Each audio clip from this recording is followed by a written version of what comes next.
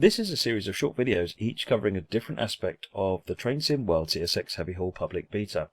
In this video, I'm going to take a look at how you do a hill start. So to do this, I'm just going to start with the services. I'm going to spawn in train this time, and leave it on the default weather. And then I'm going to pick one of these. So let's do the eastbound coal train. So this is going to start us off at Mayersdale, heading for Mants on the east.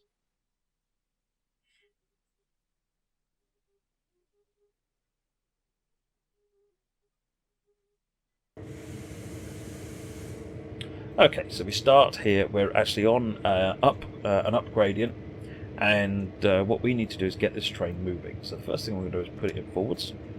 And the next thing we're going to do is apply the independent brake, which is the brake on the two lead locos. So there's two lead locos here. I'm going to apply the brake. So you can see the brake cylinder is going up. So I've got lots of brake pressure on there. Now that's with this there, all the square brackets on the keyboard. That's the independent brake. So now, what's happening now? If we go to an external, use the 8 camera.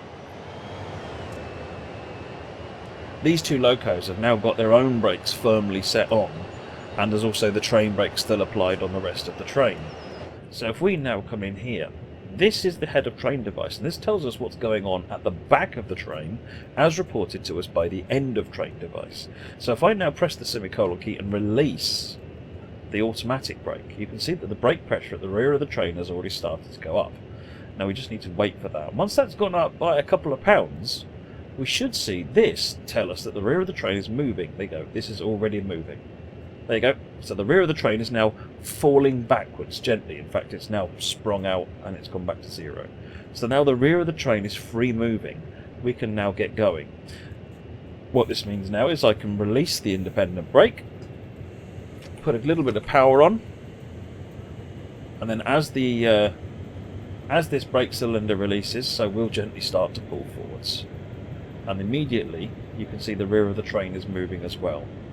So if you don't do this and you just release the train brake and apply power, then you're going to stretch the couplings out and so forth, which may be what you want to do, but normally you'd apply the independent brake first, wait for it all to release, and then you can release and apply.